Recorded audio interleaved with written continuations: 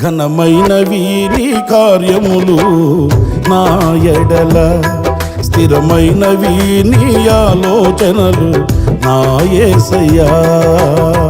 కృపలను పొందుచు కృతజ్ఞత కలిగి స్తుతులర్పించెదను అన్ని వేళలా. అనుదినము నీ అనుగ్రహమే, ఆయుష్కాలము నీ వరమే. అనుదినము నీ అనుగ్రహమే, ఆయుష్కాలము నీ వరమే. ఘనమైనవి నీ కార్యములు నా ఎడల, స్థిరమైనవి నీ ఆలోచనలు నా యేసయ్యా.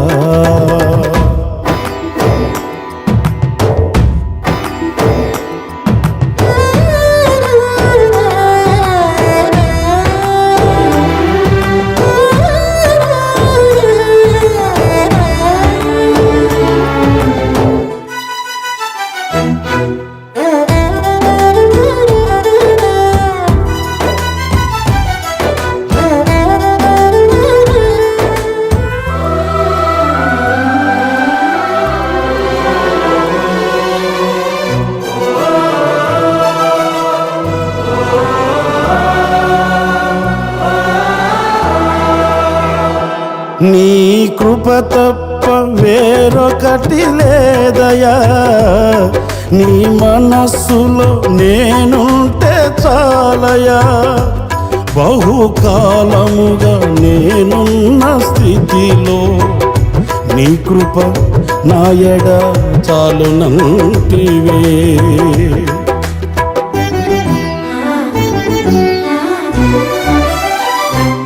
నీ కృప తప్ప వేరొకటి లేదయా, నీ మనస్సులో నేనుంటే చాలయా.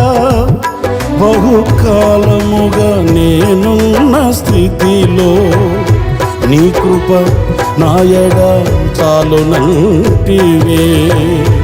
నీ అరచేతిలో నన్ను చెక్కుకుంటివి, నాకేమి కోదువా.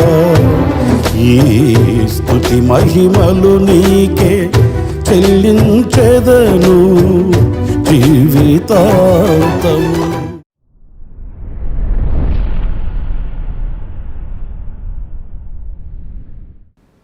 Praise the lord. ప్రభు అయిన యేసుక్రీస్తు నామంలో మీ అందరికీ మా హోసన్నా మినిస్ట్రీస్ తరపున హృదయపూర్వకమైన వందనాలు తెలియపరుస్తున్నాను. నా దేవుని సన్నిధి ఈ దినమంతా మీకు తోడై ఉండుగాక. ప్రియులారా, పరిశుద్ధ గ్రంథంలో ఈ పూట హెబ్రీ పత్రిక 12వ అధ్యాయం 15-16 వాక్యాలు నేను చదువుతున్నానండి. మీలో ఎవడైనను దేవుని కృపను పొందకుండా తప్పిపోవునేమో అనియు, చేదైన వేరు ఏదైనను మొలచి కలవరపరచుట వలన అనేకులు అపవిత్రులై పోదురేమో అనియు, ఒక పూట కూటి కొరకు తన జ్యేష్ఠత్వపు హక్కును అమ్మివేసిన ఏశావు వంటి భ్రష్టుడైనను వ్యభిచారి అయినను ఉండినేమో అనియు జాగ్రత్తగా చూచుకొనుడి. చూడండి, వాక్య భాగంలో సంఘానికి పరిశుద్ధుడైన పౌలు ఒక హెచ్చరిక ఇస్తున్నాడు. అదేంటంటే, మీలో ఎవడైనా దేవుని కృపను పొందకుండా తప్పిపోవునేమో అనియు. ఇక్కడ తప్పిపోవునేమో అని మాట కనుక మనం ఆలోచిస్తే, ఎందుకు తప్పిపోతారండి? వాస్తవంగా తప్పిపోయే అనుభవాలు ఎప్పుడు కలుగుతాయి? సందిగ్ధాలలో ఉన్నప్పుడు, మనకు ఒక విషయంలో అవగాహన లేనప్పుడు తప్పిపోతుంటామండి. ఎరిగి ఉన్నప్పుడు, తెలుసుకున్నప్పుడు, అవగాహన ఉన్నప్పుడు తప్పిపోలేము. చూడండి, మనం మార్గంలో వెళుతూ ఉంటాము. ఒక 2-3 రోడ్లు ఉన్న ఒక కోడలిలో నిలబడినప్పుడు ఎటు వెళ్ళాలో తెలియక తప్పిపోతుంటాము. అటు వెళ్ళవలసిన వాళ్ళం ఇటు వెళుతుంటాం, ఇటు వెళ్ళవలసిన వాళ్ళం అటు వెళుతుంటాం. ఏమయ్యా బాబు ఇలా రోడ్డు ఎందుకు తప్పిపోయారండి మీరు అని అంటే అర్థం కాలేదండి అంటాం. అర్థం కాలేదు కనుక తప్పిపోయాం. అర్థమైతే అవగాహన కలిగితే ఎందుకు తప్పిపోతాం? మరి ఇక్కడ మీలో ఎవడైనను దేవుని కృపను పొందకుండా తప్పిపోవుదురేమో అన్నాడు.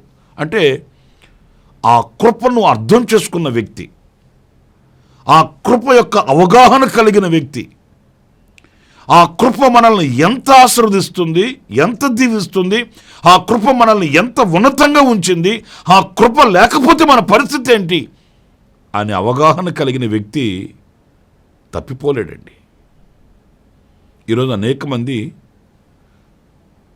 దేవుని కృపను తప్పిపోతారేమో అని ఎందుకు భయపడాలి, ఎందుకు చూసుకోవాలి మనల్ని మనము అనంటే, చేదైన వేరు మొలుచుట వలన ఆ చేదైన వేరు మొలిచి కలవరపడుట వలన ఆ కృపను అర్థం చేసుకోక ఆ కృపను పోగొట్టుకునే వారి తప్పిపోతారంటండి. ఇక్కడ మనల్ని మనం సూటిగా మనం ప్రశ్న వేసుకోవాలి. ఎవరో తీర్పు తీర్చడం కాదు, ఎవరో ఏలెత్తి చూపించడం కాదు సుమా, మనల్ని మనం. నా ఎడల ఆయన కృప ఎంత విస్తారమైనది, నా ఎడల ఆయన కృప ఎంత ఉన్నతమైనది, మనకు ఒక అవగాహన ఉండాలండి. మనం పాడుకుంటుంటాం, నీ కృప తప్ప వేరొకటి నాకు లేదయ్యా, నీ మనసులో నేనుంటే చాలయ్యా. ఎందుకంటే ఆ కృప లేనిదే ఒక క్షణం కూడా మనం దాటి వెళ్ళలేమనే అవగాహన మనకు కలిగినప్పుడు ఆ వినయముతో ఆయన పాదాల దగ్గర శిరస్సు వంచగలుగుతామండి. ఆ కృప యొక్క విలువ మనకు తెలియనప్పుడు సౌలులా మనం తప్పిపోయే మార్గాలు ఉంటాయండి. సౌలుని దేవుడు గాడిదల వెంట తిరుగుతున్న సౌలుని రాజుగా చేస్తే ఆ బుద్ధి పోలే చూడండి. అరే, గాడిదల వెంట తిరుగుతున్న నన్ను ఇంత ఉన్నతమైన స్థానంలో ప్రభు పెట్టాడే, ఇంకా నాకేం కావాలి అని అనుకోలేదు. ఆ శత్రువుల యొక్క దోపుడు సొమ్ము మీద ఆశపడ్డాడు. నా ఎడల దేవుడు చూపిన కృప ఎంత ఉన్నతమైనది, ఈ శత్రువుల దోపుడు సొమ్ము ఎంత అల్పమైనది యోచించుకోలేకపోయాడు. శ్రేష్టమైన వాటిని పోగొట్టుకున్నాడు, అల్పమైన వాటిని సంపాదించుకున్నాడు. ఈ వాక్యంలో కూడా ఏసావుని జ్ఞాపకం చేశాడు ఆయన. ఎందుకంటే జ్యేష్ఠత్వాన్ని అమ్మేసుకొని ఒక్క పూట కూటి కొరకు, భోజనం కొరకు, అదేంది జీవితకాలం అంతా లైఫ్ సెటిల్మెంట్ ఏం కాదది, లేక దానిలో ఏదో ఒక రమ్యత ఉందని కాదు, ఆకలి తీర్చుకోవడానికి ఒక్క పూట భోజనం తిని ఆ రోజు ఆకలి తీర్చుకొని తృప్తి పడేందుకు జ్యేష్ఠత్వాన్ని అమ్మివేశాడు. దేవుడు అతనికి ఎంత కృపనిచ్చాడు, దేవుడు అతన్ని ఎంత ఆశీర్వదించి ఉన్నతంగా ఉంచాడు. యోచించలేక తప్పిపోయాడు. మన బ్రతుకులలో కూడా ఆ కృప యొక్క విలువ మనకు తెలియాలండి. అందుకే మనం పాడుకున్న ప్రతి పాటలో కృప కృప కృప కృప అనే పదాలు ఎందుకు మనం ఉచ్చరించుకుంటున్నాము? కృప లేనిదే ఏది కూడా లేదండి. ఈరోజు మనం బ్రతికి బట్టగట్టి బైబిల్ పట్టుకున్నామంటే అది దేవుని కృప. దేవుని వాక్యం అంటుంది మనం నిన్నటి వారమే ఈరోజు దేవుని కృప చేత బ్రతికి ఉన్నాము. ఈ క్షణం దేవుని కృప చేత సజీవులమై ఉన్నాము అనే విషయాన్ని మనం ఏనాడు కూడా మర్చిపోకూడదండి. కనుక ఆ కృపను పొందకుండా మనం తప్పిపోకూడదండి. ఆ కృప పొందుకోవాలి. ఉదయాన్నే ఆయన సన్నిధిలో మనం కృప పొందుకోవాలి. ప్రతి క్షణమైన కృపను పొందుకోవాలి. అనుక్షణమైన కృపచేత అడుగులు వేయాలి. కృపచేత మన విజయవంతమైన మార్గాలలో మనం సంతోషంగా సాగి వెళ్ళాలనేది మనం నేర్చుకోవాలి. మరొక మాట కూడా ఇదే హెబ్రీ పత్రిక 4వ అధ్యాయం 1వ వాక్యంలో మనం చూస్తే అందులో విశ్రాంతిలో ప్రవేశించుదమను వాగ్దానము ఇంకా నిలిచి ఉండగా మీలో ఎవడైనను ఒకవేళ ఆ వాగ్దానము పొందకుండా తప్పిపోవునేమో అని భయము కలిగి ఉందము. పిల్లలారా, వింటున్నారా? విశ్రాంతిలో ప్రవేశించుదమని వాగ్దానం ఇంకా నిలిచి ఉంది. ఆ వాగ్దానములు మనల్ని ఆహ్వానిస్తూనే ఉన్నాయి, మనం సందర్శిస్తూనే ఉన్నాయి, మన వెన్ను తడుతూనే ఉన్నాయి, మనల్ని పలకరిస్తూనే ఉన్నాయి. అయితే ఒకవేళ ఎవడైనా ఆ వాగ్దానమును పొందకుండా తప్పిపోతాడేమో, వాగ్దానము పొందకుండా తప్పిపోతారేమో. నేను అనకూడదు, కానీ ఈ రోజున కొంతమంది ఆచారం నేర్చుకున్నారండి. ఏంటి? వాగ్దానాలు చీటీలు రాసి అక్కడ మేకుకు తగిలించి వరుసగా వెళ్ళి ఒక్కొక్క వాగ్దానాన్ని తీసుకొచ్చుకుంటుంటారండి. చదువుకుంటారు ఆ వాగ్దానం. నాకు ఈ వాగ్దానం, నా కుమారునికి ఈ వాగ్దానం, నా భార్యకు ఈ వాగ్దానం, లేక నా భర్తకి ఈ వాగ్దానం. ఇంట్లో 8 మంది ఉంటే 8 చీటీలు తీసుకొని సంబరపడిపోతుంటారు. నేను అంటాను, చీటీల్లో చూసి సంబరపడినంత మాత్రాన కాదు, ఆ వాగ్దానమును పొందుకోవాలి. ఆ వాగ్దానమును మనం స్వతంత్రించుకోవాలండి. పరిశుద్ధ గ్రంథంలో ఎన్నో వాగ్దానాలు ఉన్నాయి. ఒక్కొక్కరు ఒక్కొక్క లెక్క చెప్తుంటారు అనుకోండి. కొంతమందికి వాగ్దానం ఏంటో, వాక్యమేంటో, సాక్ష్యమేంటో తెలీదండి. వాక్యాన్ని వాగ్దానంగాను, వాగ్దానాన్ని వాక్యంగాను. యెహోవా నా కాపరి, నాకు లేమి కలుగుదని వాగ్దానం చేసిన దేవునికి స్తోత్రం చెబుదాం అంటాడు ఒక ఆయన. వాగ్దానం అంటే ఏంటి, వాక్యం అంటే ఏంటి కూడా తెలియట్లేదు.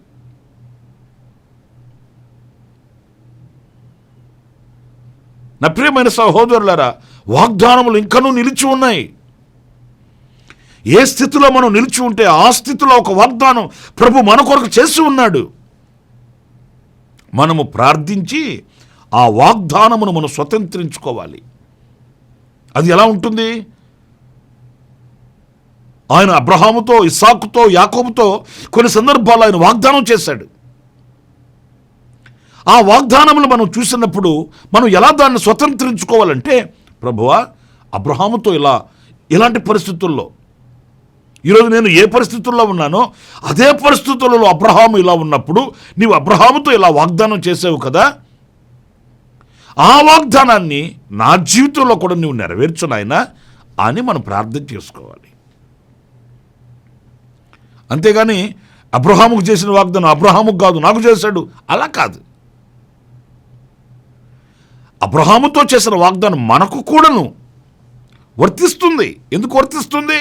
ఆయన నిన్న నేడు నిరంతరం ఏకరీతిగా ఉన్నవాడు గనుక ఆనాడు అబ్రహాముకి ఈ పరిస్థితుల్లో అలా వాగ్దానం చేస్తే ఆ రీతిగా మనకు కూడా చేస్తాడు. ఆయన అడిగితే మనం అడగాలి ప్రభుని, నా పితరులకి ఎలాగో వాగ్దానం చేసావు ఈ పరిస్థితుల్లో, మరి సేమ్ అలాంటి పరిస్థితుల్లో నేను ఉన్నాను, ఆ వాగ్దానాన్ని నాకు నెరవేర్చవా? ఆ వాగ్దానమును, ఆ మాటను నా పట్ల కూడా నెరవేర్చవా? నా ప్రియమైన సహోదరులారా, ఆయన ఆరోహణమై వెళుతూ తన శిష్యులతో వాగ్దానం చేశాడు, యుగ సమాప్తి వరకు సదాకాలం నేను మీతో కూడా ఉన్నాను అని. ఇప్పుడు మనం ఆ వాగ్దానాన్ని చేతబట్టి ప్రార్థన చేయొచ్చు. నీ శిష్యులతో ప్రభువా యుగ సమాప్తి వరకు సదాకాలం నేను మీతో కూడా ఉన్నాను అన్నావే, నాతో కూడా ఉండవా? నాతో కూడా నడువవా? నాతో కూడా సంచరించవా అని మనం ప్రార్థన చేస్తే వారికి చేసిన వాగ్దానమును బట్టి మనకు కూడా ఆయన సహాయం చేసి మనతో నడుస్తాడు. నిన్ను గొప్ప జనముగా చేస్తాను అని అబ్రహాముతో వాగ్దానం చేశాడు. ప్రభువా ఒంటరిగా అబ్రహాము నిన్ను నమ్ముకొని వచ్చాడు, నీ కొరకు నిలబడ్డాడు. మరి ఒంటరిగా నిలిచిన అబ్రహాముని గొప్ప జనముగా చేస్తానన్నావే, నన్ను కూడా దీవించవా అంటే అబ్రహామును దీవించిన ఆ దేవుడు ఇప్పుడు కూడా సజీవుడై ఉన్నాడు గనుక, ఆ వాగ్దానమును అబ్రహాముకు చేసిన వాడు ఆయనే గనుక ఆ వాగ్దాన నెరవేర్పు మనకు కూడా వర్తిస్తుంది. ఆయన మనకు కూడా అద్భుతం చేసి మన కోరికను తీరుస్తాడు. ఇలా ఎన్నో వాగ్దానాలు ఉన్నాయండి. అవి మనం అనుభవించకుండా తప్పిపోదుమేమో. నా ప్రియమైన సహోదరులారా, వాగ్దానములను పట్టుకోండి. వాగ్దానములను విశ్వసించండి. వాగ్దానములను జ్ఞాపకం చేసుకొని ప్రార్థన చేయండి. ఆ వాగ్దానం యొక్క నెరవేర్పుని మీరు తప్పక అనుభవిస్తారండి, తప్పక అనుభవిస్తారు. ఆ వాగ్దానములు పొందకుండా మనం తప్పిపోకూడదండి. వాగ్దానములలో నెరవేర్చబడిపోయినవి కొన్ని ఉన్నాయి, నెరవేర్చబడుతూ ఉన్నవి కొన్ని ఉన్నాయి, నెరవేర్చబడబోయేవి కొన్ని ఉన్నాయండి. వాగ్దానాలు అన్నీ నెరవేర్చబడిపోలేదు. కొన్ని వాగ్దానములు ఆయన చేసినవి నెరవేర్చబడిపోయాయి. తమ భక్తుల జీవితాల్లో కొన్ని ఇప్పుడు నెరవేర్చబడుతూ ఉన్నాయి, నెరవేర్చబడబోయేవి కొన్ని ఉన్నాయి. ఏవి అయినప్పటికీ ఆ వాగ్దానములను మనం పొందుకొని సంతోషించి ఆనందించి ప్రభువుకు మనం సాక్షులమై ఉండాలి అనేది దైవ సంకల్పం. ఇంకొక చిన్న మాట కూడా నేను మీకు జ్ఞాపకం చేస్తాను. అదేంటంటే పరిశుద్ధుడైన పౌలు తిమోతికి వ్రాసిన 2వ పత్రిక 2వ అధ్యాయం 18వ వాక్యంలో, వారు పునరుద్ధానము గతించినని చెప్పుచు సత్యము విషయములో తప్పిపోయి కొందరి విశ్వాసమును చెరుపుచున్నారు. ఇక్కడ పునరుద్ధానము గతించిపోయినని చెప్పుచు సత్యము విషయము తప్పిపోయి, వాక్యం సత్యం, ఈ సత్యము విషయంలో మనం తప్పిపోకూడదండి. దాన్ని పెడర్థాలుగా ఆలోచించి వాక్యాన్ని వాక్యంగా అర్థం చేసుకోలేక మన సంకుచితమైన మనసుతో మనం ప్రవర్తించి ఆ పునరుద్ధానపు శక్తి విషయమైన సత్యాన్ని మనం తప్పిపోకూడదండి. మీరు మరోలా భావించకండి. ఈ రోజున పరిచర్య విస్తరిస్తుంది, పరిచారకులు కూడా విస్తరిస్తున్నారు. ఎందరో దైవజనులు క్రొత్తగా పరిచర్యలో అడుగు పెడుతున్నారు. యవనులు ఇంకా ఎందరో పురుకొల్పబడిన వారి పరిచర్యలోనికి వస్తున్నారు. అయితే సత్యాన్ని సత్యముగా ప్రకటించగలిగిన వారం కావాలి, కానీ సత్యాన్ని సత్యముగా అనుసరించు వారం కావాలి, కానీ మన క్షేమం కొరకు వాక్యాన్ని వల్లించుకొని మళ్లించుకోకూడదండి. మన యొక్క స్వప్రయోజనం కొరకై వాక్యాన్ని మనకు అనుకూలంగా మార్చుకోకూడదండి. మరోలా భావించకండి. ఉదాహరణకు చెప్తున్నాను. ఒక పాస్టర్ గారు వాక్యం చెప్తూ అంటున్నాడట, సినిమాలు చూడడం తప్పేమి కాదు, జనరల్ నాలెడ్జ్ కొరకు మనం సినిమాలు చూడొచ్చు, జనరల్ నాలెడ్జ్ కావాలంటే మనం సినిమాలు చూడడం పెద్ద తప్పేమి కాదు, కాకపోతే సినిమా పిచ్చుండకూడదు అన్నాడట. చూసారండి ఎంత శుతిమెత్తగా వైపు తప్పిన మాటలు మాట్లాడుతున్నాడో. సినిమాలు చూడొచ్చంట, సినిమా పిచ్చి ఉండకూడదంట, జనరల్ నాలెడ్జ్ కొరకు సినిమాలు చూడొచ్చంట. మరి మనకు జనరల్ నాలెడ్జ్ కావాలని బైబిల్లో రాసుందా, లేకపోతే దైవజ్ఞానం కావాలని బైబిల్లో రాసుందా? మనకు లోకజ్ఞానం కావాలనా, దైవజ్ఞానం కావాలనా? మరి లోకజ్ఞానం మనకు అవసరం లేదనుకున్నప్పుడు లోక జ్ఞానాన్ని ఇచ్చే ఈ కార్యక్రమాలు మనకెందుకు? సత్యదూరమైన మాటలు లేక కల్పింపబడిన బోధలండి. ఈ సత్యం విషయంలో మనం తప్పిపోకూడదండి. సత్యం సంత వీధులలో తిరుగుతుంది. నా ప్రియమైన సహోదరులారా, యేసుక్రీస్తు చెప్పాడు, నేను సత్యం, నేను వెళ్ళి తండ్రిని వేడుకొని ఆదరణకర్తను పంపిస్తాను, ఆయన మిమ్మల్ని సర్వసత్యంలోనికి నడిపిస్తాడు. అంటే మనం సత్యంలో నుంచి సర్వసత్యంలోనికి దాటి ముందుకు వెళ్ళాలి, కానీ సత్యంలో నుంచి అసత్యంలోనికి మనం దిగజారిపోకూడదండి. గనుక నా ప్రియమైన సహోదరులారా, సత్యం విషయంలో మనం తప్పిపోకూడదు, వాగ్దానముల విషయమై మనం తప్పిపోకూడదు, కృప విషయమై మనం తప్పిపోకూడదు. మనం జాగ్రత్తగా చూసుకోవాలి. సరళతను వీడక గమ్యాన్ని చూసుకుంటూ మన ఎదుట ఉన్న ప్రభువుని మనం చూస్తూ ఈ పరుగు పందెంలో ముందుకు వెళ్ళాలి, బహుమానాన్ని పొందుకోవాలి. అలాంటి కృప మనందరికీ ప్రభు అనుగ్రహించుగాక. తలలో ఉంచండి, చిన్న ప్రార్థన చేసుకుందాం. కృపా సత్య సంపూర్ణుడా, జీవాధిపతి అయిన ప్రభు, మీకు వందనాలు నాయన. ఏ విషయంలో మేము దూరము కాక తప్పిపోక సరళతలో నిలిచి పరిగెత్తి మిమ్మల్ని చేరుకొని మీ యొద్ద బహుమానాన్ని అందుకొని పొందుకొని మీతో యుగాయుగములు జీవించుటకు మాకు కృపను అనుగ్రహించమని, మా మనస్సులను స్థిరపరిచి దృఢపరిచి నడిపించమని, మీ కాపుదల, మీ భద్రత ఈ కడవరి దినములలో సమృద్ధిగా మీరు మాకు అనుగ్రహించి మా విశ్వాసమందు మమ్మల్ని కాపాడమని మమ్మల్ని మీ చేతులకు సమర్పించుకుంటూ యేసు నామములో ప్రార్థించి వేడుకొనుచున్నాను తండ్రి. ఆమేన్.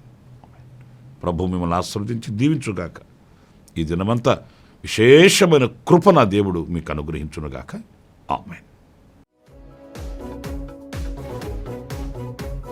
ప్రతిదినము ఈ అనుదిన కృపాను సందేశముల కొరకు, ఇంకా మరిన్ని ఆత్మ సంబంధమైన సందేశాల కొరకు ఈ మా యూట్యూబ్ ఛానల్ ను సబ్స్క్రైబ్ చేసుకోండి.